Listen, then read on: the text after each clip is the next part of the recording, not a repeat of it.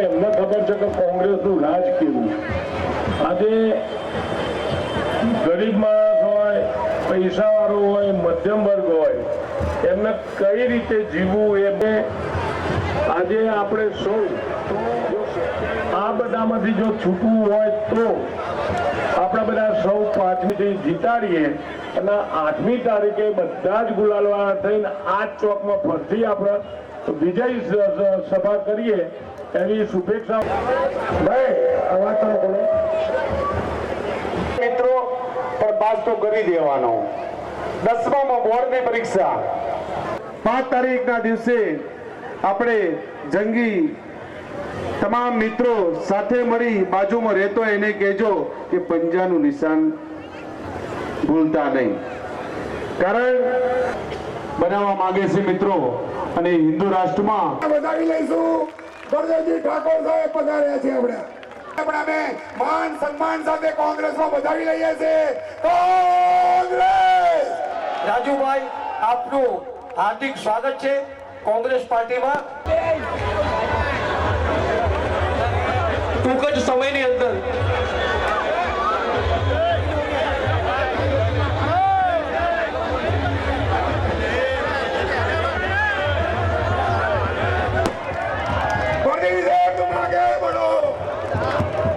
અહીંયા આપણા યુવા નેતા ડોક્ટર બાબા સાહેબ આંબેડકરની તસવીરને દીપ પ્રાગટ્ય કરી અને લોકલાડીય ધારાસભ્ય પણ દીપ પ્રાગટ્ય કરી સમયની અંદર આપણે ધન્યવાદ છે આપણા યુવા નેતા કનૈયા કુમારજી લોકલાડીલા ધારાસભ્યશ્રી આપણા ફુલહાર આગળના સ્ટેજ ઉપર જે મહાનુભાવો છે આમંત્રિત એ આ તમામે તમામ મંચસ્થ મહાનુભાવો કનૈયા કુમારને ફુલહારથી સ્વાગત કરશે.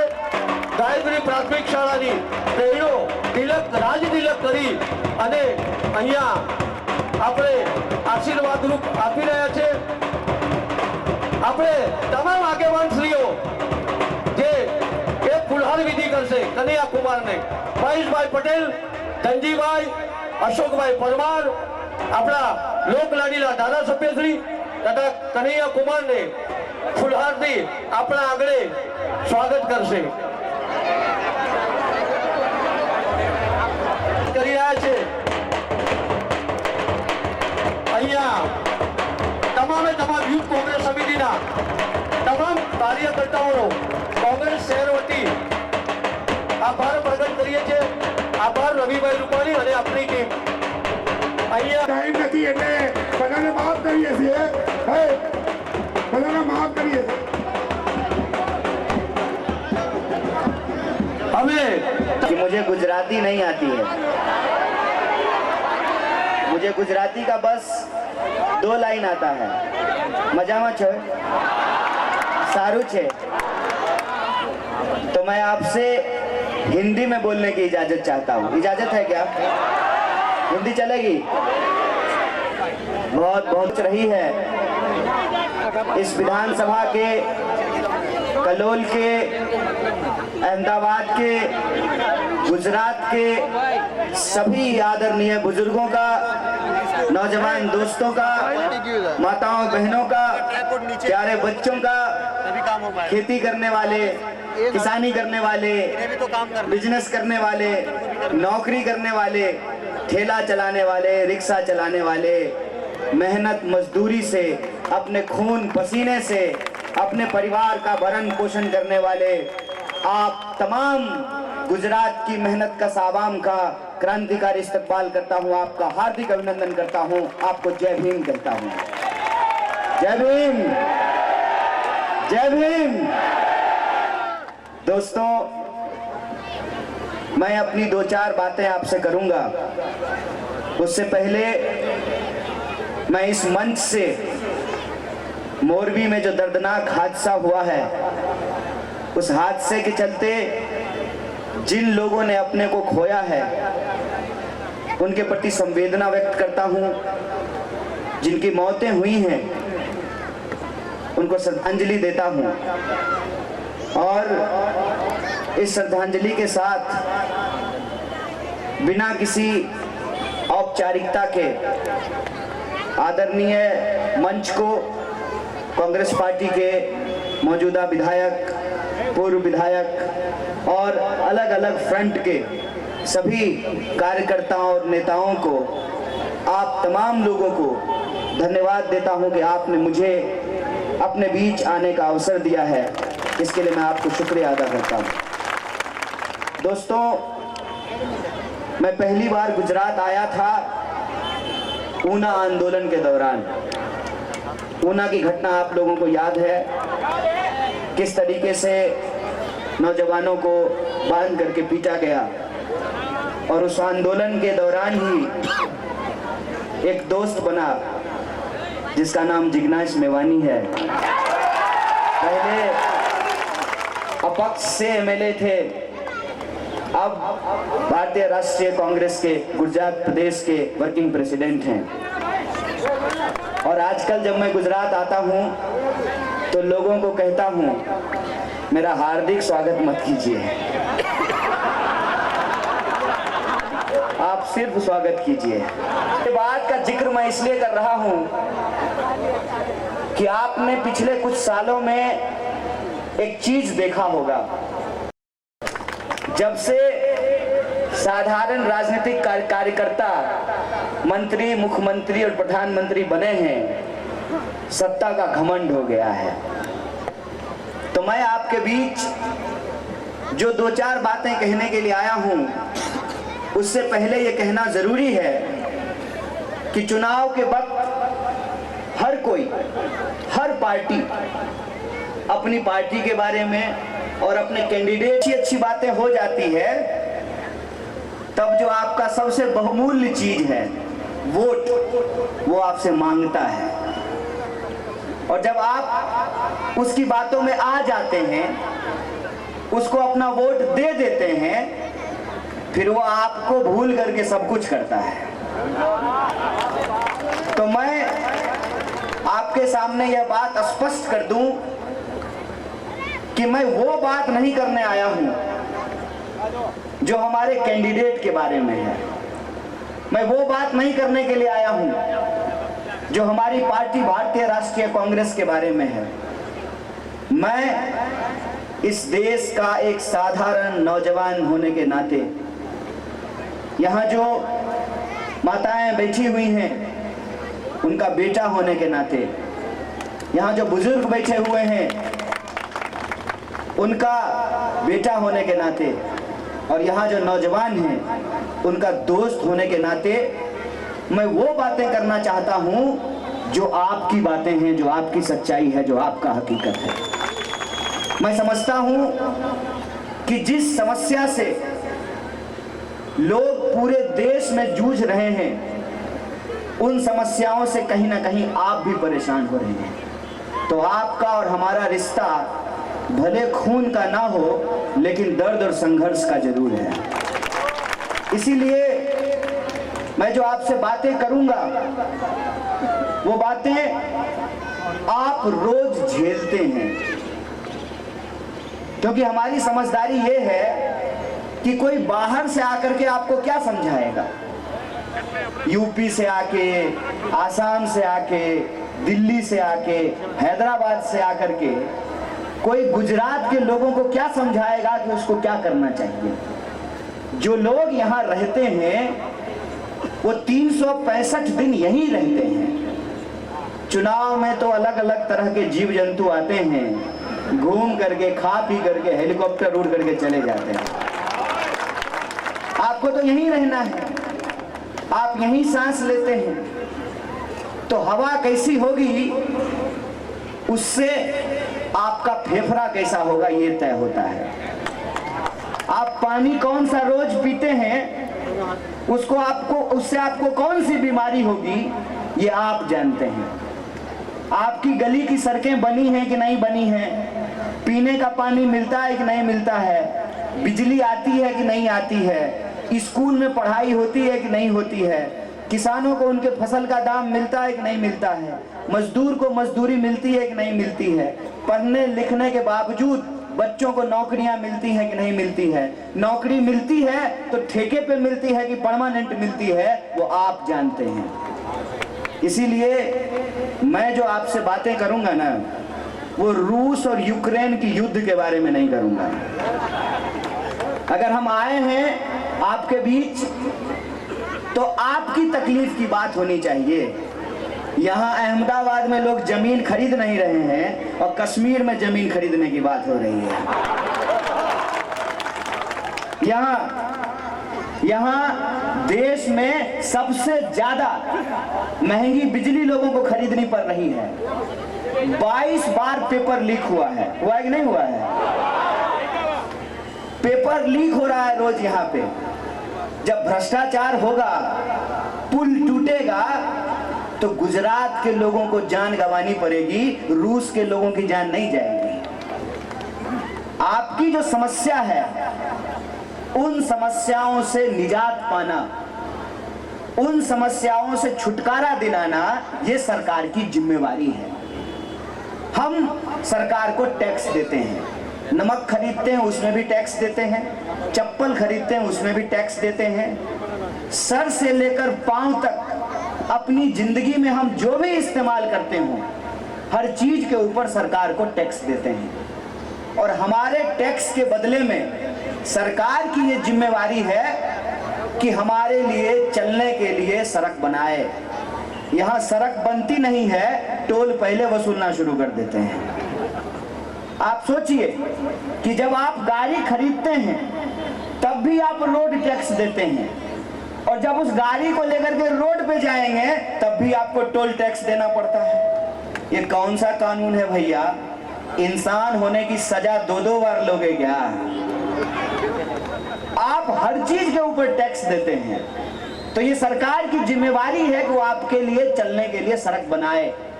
जब आप बीमार हो तो आपके लिए अस्पताल हो, आपके बच्चों की शिक्षा के लिए स्कूल हो। आपकी जिंदगी की जरूरतों को पूरा करना और आपको सुरक्षा देना, ये सरकार की जिम्मेवारी है।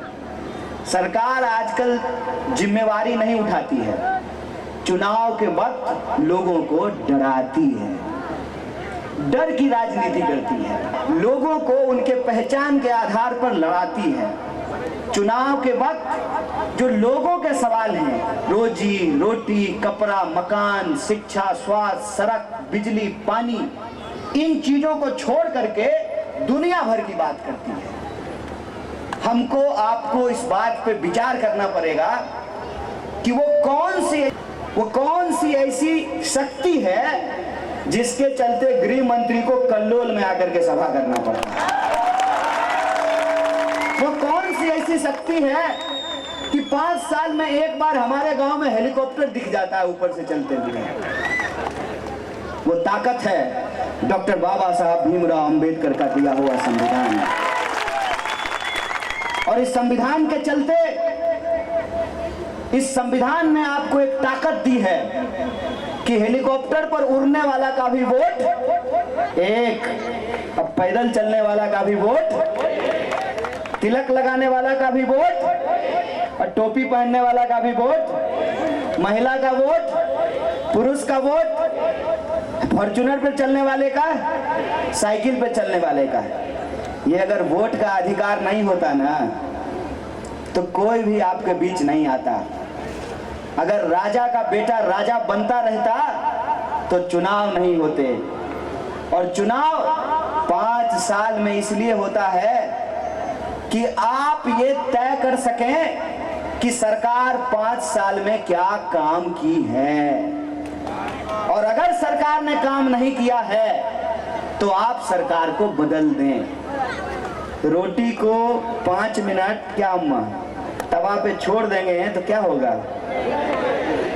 27 साल से आप लोग रोटी छोड़ दिए हैं, पलट ही नहीं रहे हैं। और उसी का नतीजा है कि सत्ता का अहंकार पैदा हो गया है।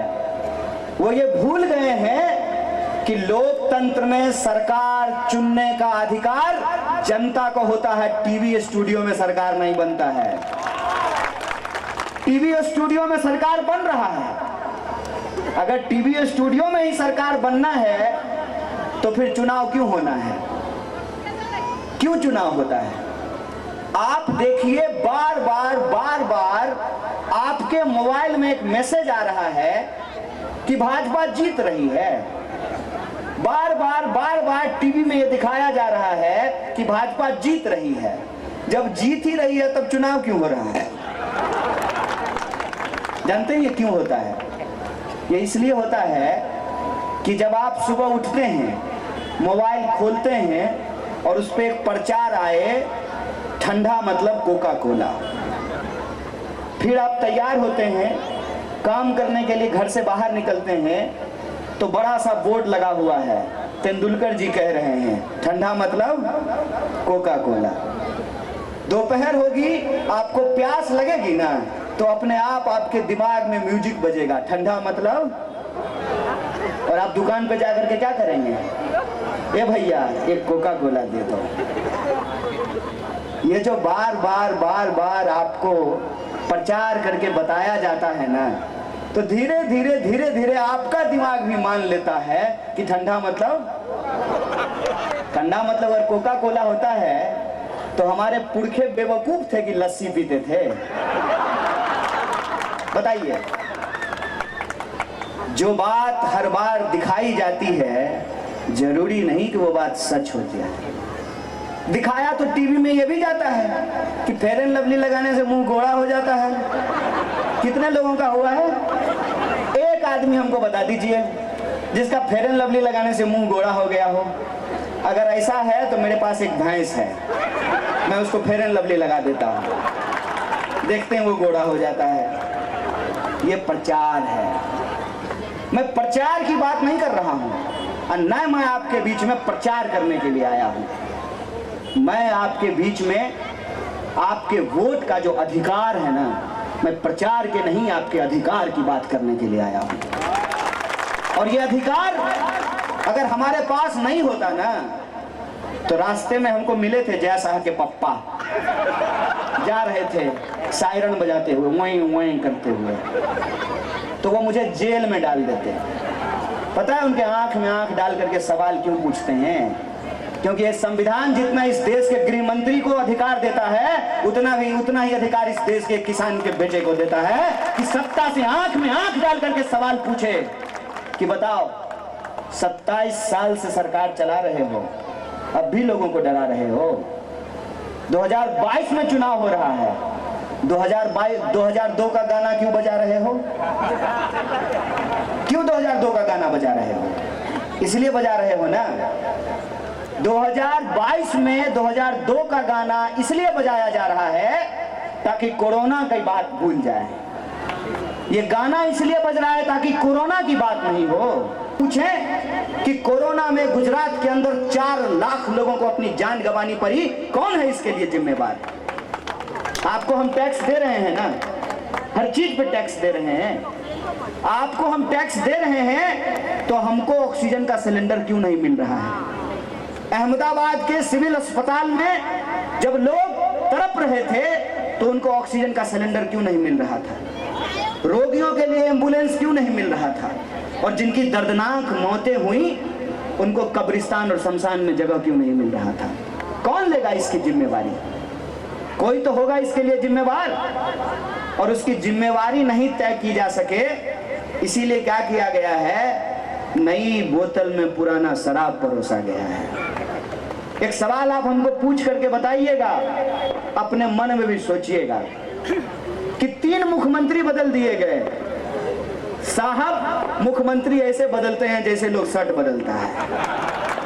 ये प्रश्न पूछा जाना चाहिए ना कि आनंदीबेन पटेल अच्छी मुख्यमंत्री थी कि नहीं? किसी भी भाजपा के कार्यकर्ता को बुला करके पूछिएगा, आएगा ना वोट मांगने के लिए, कहिएगा ए भाई इधर आ जाओ, बैठो, चाय पियो, आओ हम भी चाय पर चर्चा करते हैं। बताओ कि आनंदीबेन पटेल को मुख्यमंत्री पद से क्यों हटा दिया? खराब थी, अच्छा काम नहीं कर रही थी। अगर अच्छा काम नहीं कर रही थी तो राज्यपाल क्यों बना दिए? क्यों बनाया राज्यपाल? और अच्छा काम कर रही थी तो हटा क्यों दिए? रूपानी जी को मुख्यमंत्री क्यों बनाए? अगर अच्छा काम कर रहे थे तो हटाया क्यों? और अगर बुरा काम कर रहे थे तो पार्टी से निकाला क्यों नहीं? सिर्फ एमएलए का टिकट क्यों काटा? पार्टी से बाहर कर देते। एक आए हैं भोपा भाई।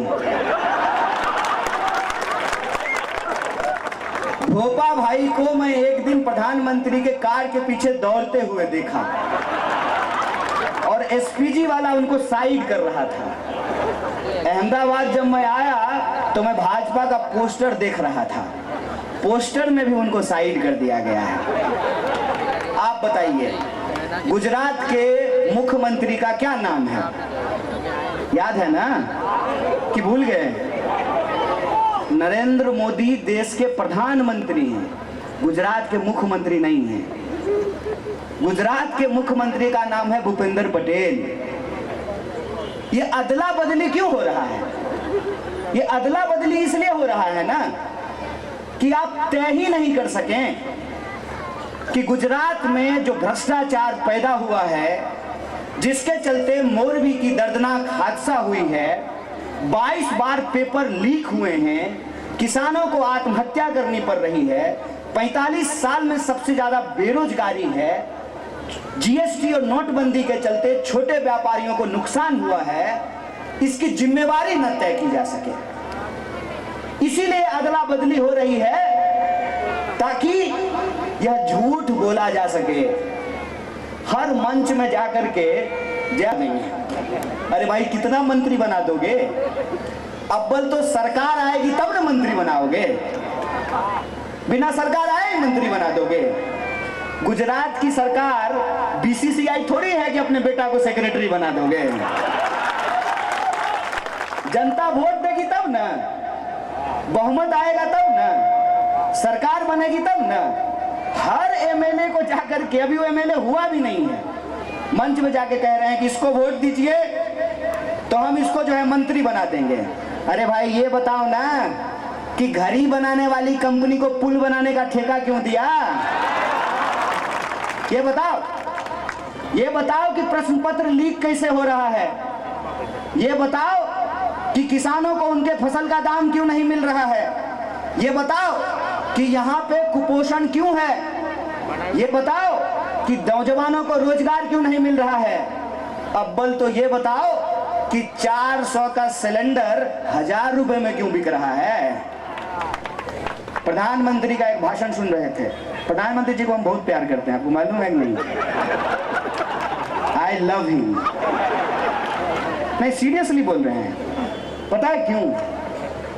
क्योंकि ये इस इंसान के चलते संभव हो पाया है, डॉक्टर बाबा साहब भीमराव अंबेडकर के चलते। अगर इस देश में ऐसा संविधान नहीं होता ना, अगर पंडित जवाहरलाल नेहरू नहीं होते, अगर महात्मा गांधी नहीं होते, अगर सरदार पटेल नहीं होते, तो नरेंद्र मोदी भी चाय बेचने वाले इस देश के प्रधानमंत्री नहीं होते। तो एक बार वो भाषण दे रहे थे, उन्होंने कहा कि मैं 2-3 किलो गाली खाता हूं। महाराज साहेब, आप तो गाली खा लेते हैं, आप बताइए कि हम थाली कैसे खाएं? हमारे थाली में कैसे 200 रुपए नींबू खरीद करके हम खाएं? कैसे 250 रुपए किलो दाल खरीद के खाएं? कैसे 250 रुपए किलो तेल खरीद के खाएं? इस सवाल का जवाब हमको दे दीजिए। और हम ये समझना चाहते हैं कि आपके इस कथन का क्या मतलब था कि न खाऊंगा न खाने दूंगा। आप तो गाली खा रहे हैं, हमको थाली नहीं खाने दे रहे हैं। यही जब चर्चा हो रही थी तो भाजपा का मेरा एक दोस्त बोला, देखो छोटी छोटी बातें मत करो, छोटा बात मत बोलो। महंगाई बहुत छोटी बात है उनके लिए, बड़ी बड़ी बातें करो। बड़ी बातें मतलब रूस की बात, यूक्रेन की बात, बड़ी बातें करो। हम बोले बड़ी बातें कर तो लेंगे, लेकिन उससे हमारे जीवन पे असर क्या पड़ेगा ये बताओ। उन्होंने कहा कि कुछ मत कहो, प्रधानमंत्री जी यूक्रेन का युद्ध बंद कराने में बिजी हैं। हमारे प्रधानमंत्री जी यूक्रेन का युद्ध बंद करा रहे हैं, 1000 रुपए सिलेंडर के चलते हमारा चूल्हा बंद हो रहा है। आप तय कर लीजिए। मैंने आपको पहले ही कह दिया, मेरी ये हैसियत नहीं है कि मैं आपको समझाऊं। अरे हमारी हालत तो खुद ही खराब है। बिहार यूपी से आकर के यहाँ अहमदाबाद में रोजगार लेते हैं, तो हम आपको क्या कहेंगे। लेकिन आप सोचिए, आपके ही नाम पर, गुजरात के नाम पर, जहां पर महान मोहनदास करमचंद गांधी पैदा हुए, सरदार वल्लभ भाई पटेल पैदा हुए, एक से एक संत और महात्मा पैदा हुए, उस महान भूमि के नाम पर जो धोखा हुआ है ना साहब, उस धोखा का जवाब अगर कोई दे सकता है तो गुजरात की जनता दे सकती है। और ये जिम्मेवारी आपके कंधे पे है कि आपको तय करना पड़ेगा कि जब चुनाव हो रहा है और लोकतंत्र में चुनाव हो रहा है, जनता को अगर चुनाव करना है तो ये चुनाव किस मुद्दे पर होगा। अगर इस देश के गृह मंत्री को अपने बेटा के भविष्य के बारे में सोचने का अधिकार है, तो जूता सिलने वाले को भी अपने बच्चे के बारे में सोचने का अधिकार है। अगर मंत्री बनने से किसी का बेटा टैलेंटेड हो सकता है, बीसीसीआई का सेक्रेटरी हो सकता है बिना क्रिकेट खेले ही, तो इस देश के आम लोगों को भी यह अधिकार है कि उसके बच्चे को शिक्षा मिले और शिक्षा लेने के बाद उसकी योग्यता के आधार पर उसको काम मिले ताकि वो आत्मसम्मान से अपनी जिंदगी को जी सके। सारे मुद्दे गायब कर दिए गए हैं। महंगाई की कोई बात नहीं हो रही है, बेकारी की कोई बात नहीं हो रही है, किसानों के आत्महत्या की कोई बात नहीं हो रही है, महिला सुरक्षा की बात नहीं हो रही है। कहां से होगी महिला सुरक्षा की बात। देश में 16 मिनट में एक महिला के साथ बलात्कार होता है और देश के गृह मंत्री लॉ एंड ऑर्डर की बात कर रहे हैं। कहां से होगी महिला सुरक्षा की बात जब सरकार में बैठे हुए लोग बलात्कारियों को संस्कारी बताएंगे। तो आप बताइए कि महिला सुरक्षा की बात कैसे होगी। इसीलिए ये जिम्मेवारी आपके कंधे पे है। आपको ये तय करना है कि गुजरात के चुनाव से क्या संदेशा जाना चाहिए। जब मैं आ रहा था तो एक पत्रकार ने पूछा कि आपके हिसाब से गुजरात में क्या होगा। हमने कहा कि गुजरात में सिर्फ 2 चीज हो सकती है। एक तो जो चल रहा है ना वही चलेगा, जो हो रहा है वही होगा। दूसरा, गुजरात में परिवर्तन होगा। और गुजरात में परिवर्तन अगर कोई कर सकता है, और ये बात मैं नहीं कह रहा हूं, यह बात भाजपा को पता है कि गुजरात में परिवर्तन अगर कोई पार्टी कर सकती है तो उस पार्टी का नाम भारतीय राष्ट्रीय कांग्रेस है। और 2017 के चुनाव में आप लोगों ने देखा है कि कैसे 200-400 के चलते सरकार बनते बनते रह गई। इसीलिए परिवर्तन करना है, उसका निर्णय आपको लेना है। 27 साल में जो हो रहा है वही होता रहे, उसका निर्णय भी आपको लेना है। अगर परिवर्तन करना है तो एक बात हमको समझनी पड़ेगी कि समाज में 2 तरह के मत हैं। 2 तरह के मत हैं। एक मत है जिसको अगर आप इतिहास के दृष्टिकोण से देखना चाहते हैं तो वो मत सरदार वल्लभ भाई पटेल का गुजरात मॉडल चाहता है। दूसरा मत है जो जय शाह के पप्पा का गुजरात मॉडल चाहता है। 2 मत हैं। पहले मत के हिसाब से मोरबी में जो घटना हुई उसमें सरकार की कोई जवाबदेही नहीं है। जय शाह का पप्पा मॉडल वाला कि चोर को भगा दिए और चौकीदार को जेल में डाल दिए, यही हुआ ना। दूसरा जो मत है उसके हिसाब से भ्रष्टाचार हुआ और इसमें सरकार की लापरवाही है। जो सरकार की कोई जवाबदेही नहीं मानते हैं वो एक तरफ है, उनका आप कुछ नहीं कर सकते हैं। आप कितना भी बीन बजा लीजिए उनके ऊपर कोई असर नहीं होने वाला है, क्योंकि जो सो रहा है उसको जगा दीजिएगा हिला डुला के। और जो सोने का नाटक कर रहा है, क्या रे बुतरू, स्कूल जब जाने का मन नहीं होता है तो जबरदस्ती सोने का नाटक करते हो ना। जो सो रहा है उसको आप जगा देंगे, जो सोने का नाटक कर रहा है उसको आप नहीं जगा सकते हैं। तो जो जागे हुए लोग हैं ना, जो दूसरे मत के हैं, जो ये मानते हैं कि भ्रष्टाचार हो रहा है, जो ये मानते हैं कि प्रश्न पत्र का लीक होना लॉ एंड ऑर्डर का फेलियर है, जो मानते हैं कि 400 का सिलेंडर 1000 में बिकना ये महंगाई है, जो मानते हैं कि सबसे ज्यादा बेकारी का होना समाज की सबसे बड़ी समस्या है, वो दूसरे मत के लोग हैं। तो गुजरात में परिवर्तन होने से कोई नहीं रोक सकता, इस बात को याद रखिएगा।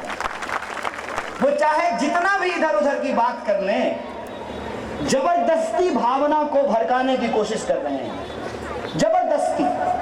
अभी हमारे राष्ट्रीय अध्यक्ष ने एक उदाहरण दिया, उस उदाहरण के हिसाब से उन्होंने समझाने की कोशिश की रहा है कि मोदी जी हो गए हैं ग्लोबल लीडर, देश में रहते ही नहीं हैं, अमेरिका, लंदन इधर उधर घूमते रहते हैं।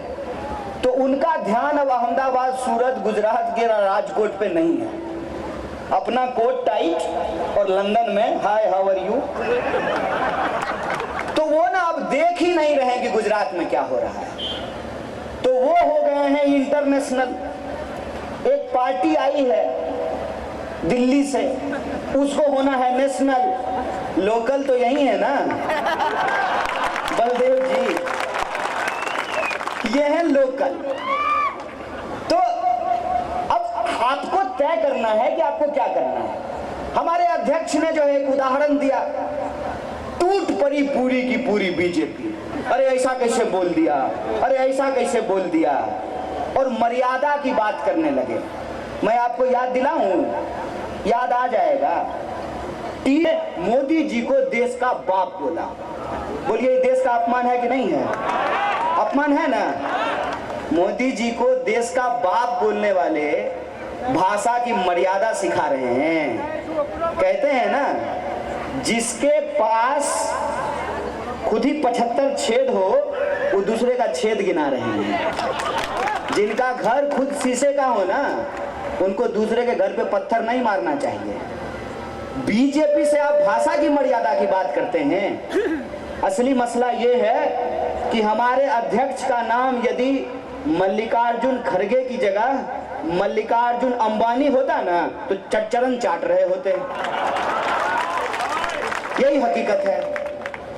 तो ये बात का बतंगड़ बना रहे हैं। बात का बतंगड़ क्यों बना रहे हैं? क्योंकि इनके पास कोई मुद्दा नहीं बचा है। 27 साल से आप सरकार चला रहे हैं। बच्चा जो पैदा हुआ वो 27 साल का हो गया। 5-6 साल वैलेंटाइन डे मना लिया, आई लव यू टू।